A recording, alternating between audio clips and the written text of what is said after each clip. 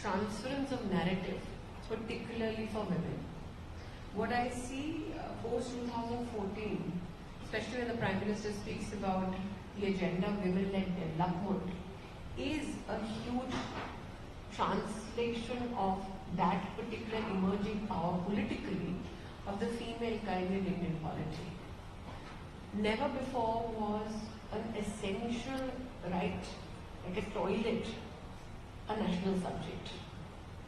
Never before was the access to collateral-free loan, which was not gendered, but which saw a significant contribution by female entrepreneurs, a conversation nationally.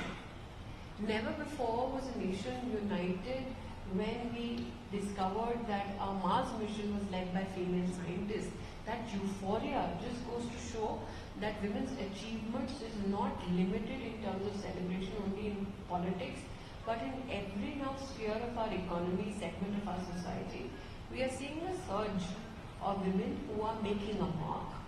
It has to translate to political power, but in what sense?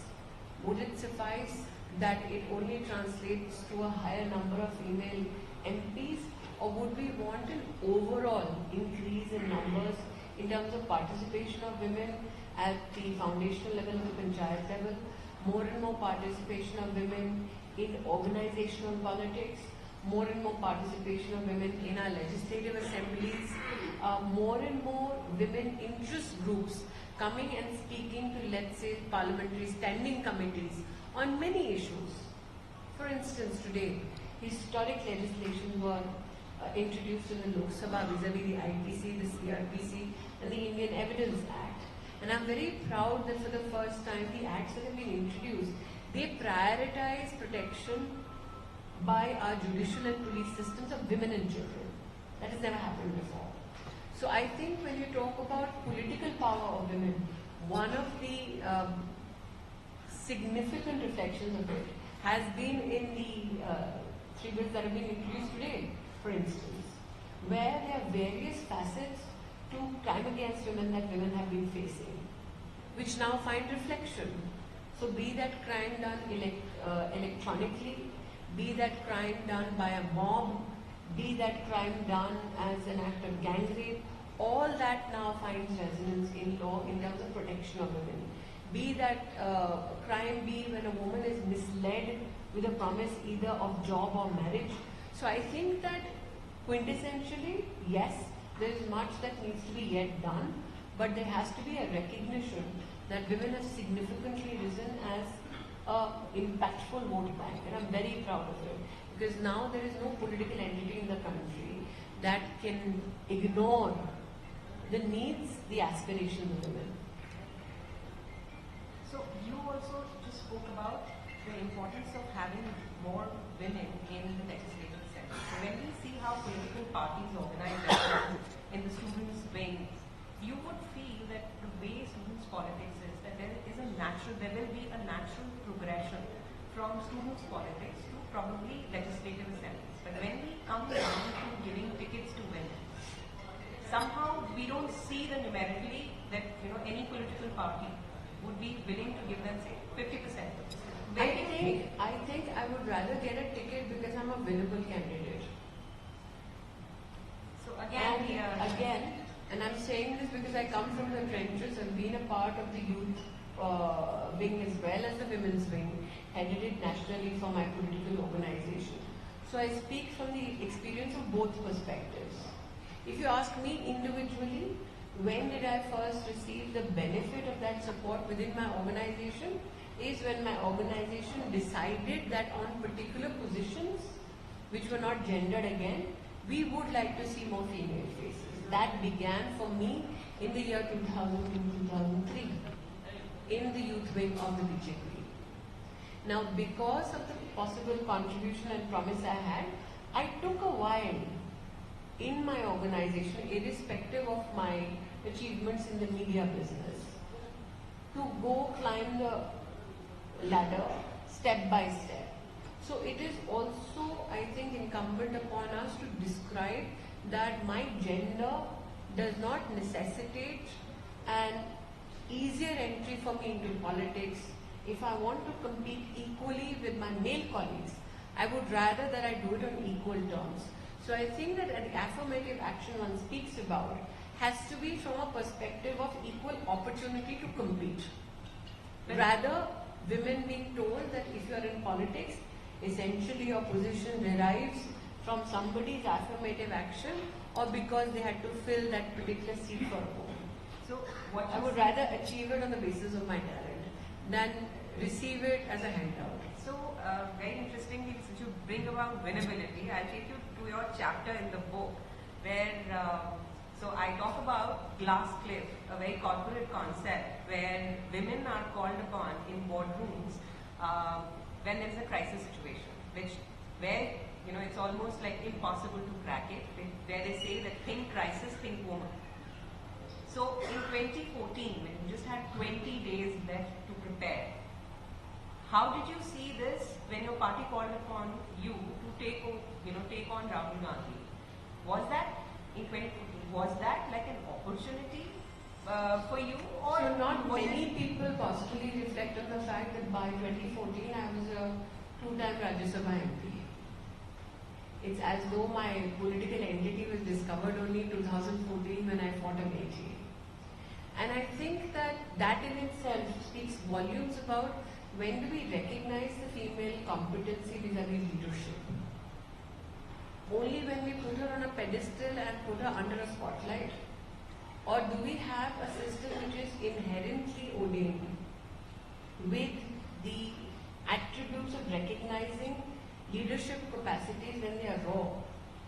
So, like I said, by the time I went into Amethi to fight the Lok Sabha election, I had already won 2 Rajya Sabha nominations. One which was smooth sailing, my first ever. For the second one, you remember the very famous midnight victory, and Ahmed Patel ji from the Congress was fighting. So it's not as if it's been smooth sailing even in the Rajya Sabha. I had 2 terms when I was a member of the opposition. So apart from that, I had an 18-year experience in organizational politics at the grassroots. So what you saw in 2014 in just 20 days was an impact of the culmination of that experience. So I know that the power of social media is such that if you look at Twitter today, it seems that I was a nobody before 2014. But anybody who has an interest in general knowledge would possibly know that in the media business I had a successful run for 2 decades. So I also think that how we celebrate female potential in leadership depends on what lens we look at that particular female leader from. I don't come from a political pedigree, which is very celebrated. I come from a very, very middle class, lower middle class family. Hence, I do not have a glamorous set of genetics politically that I can flaunt the leverage. So I also feel that when you look at female leadership potential and how it is celebrated, how many women in your book are bereft of political pedigree? That's very interesting. But I'll also take you to this very, very important question about women in politics. You've spoken about that no woman in politics is actually questioned, attacked on her policy making. It's everything else. Yeah. They talk about, you say that they talk about what she wears, how she speaks, whether she's very aggressive. How has your journey been in this? And so how do you take it? Well, I take it with a pinch of salt because I know that the sexuality of a woman is used to ensure that she defocuses from her strengths and from her ambition or her goal. In 2014, I remember when I became Minister of Education, there was a huge attack on me, and which is a part and parcel of politics. I think the blow was twice over also because I was the youngest and I was a female. Imagine the audacity. Plus, I was not from a politically pedigreed background. Plus, I did not have the nuanced way of doing politics, of endearing myself to fellow media professionals in Delhi. I remember distinctly in the year 2004, Jaswant Singh ji then invited me for a cup of tea and said, if you want to survive in Delhi, make sure you have a few journalist friends. I was 27 at that time. I just looked at him and thought, why would I need to cultivate journalists? I'm here to make policy. And I still remember that smile of his. He said, you'll learn. Now, 20 years post that conversation, I'd still not learned. Because I truly believed that if I go to my place of work and I put myself, apply myself to engaging people from all walks of life, listening to every perspective possible, and then coming out with a document which is acceptable by all for the greater good. I had the privilege of drafting the foundation document of the National Education Policy. I spoke to all previous serving education ministers of the country. I listened to every voice, even my colleagues in the UPA, in the Communist Party, where people said, you wouldn't listen to communists. Why not? Listen to everybody. Irrespective of that, it is a steeper climb.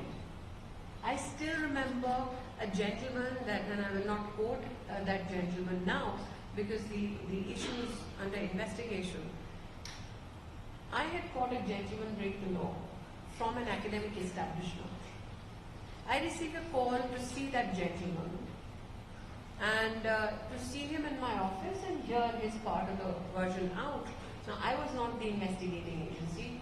I had no wherewithal to decide what he's saying is true or not. The judgment would be on the basis of evidence. The gentleman walks into my room in Shastri Bhavan and speaks to me for 5-10 minutes and suddenly says, well, if you ensure that I get out of this mess, you will have a happier life in Delhi. Else it's going to be tough. Now imagine speaking to a cabinet minister. He thought he's academically so profound. I told the gentleman to take leave of my office. He scurries back out, calls somebody I know in politics and says, you know, she threatened to throw me out the window. I was a bit intrigued. I got an immediate call back. Did you do this? Why? Because by then, Newton's was a buzz that I'm temperamental.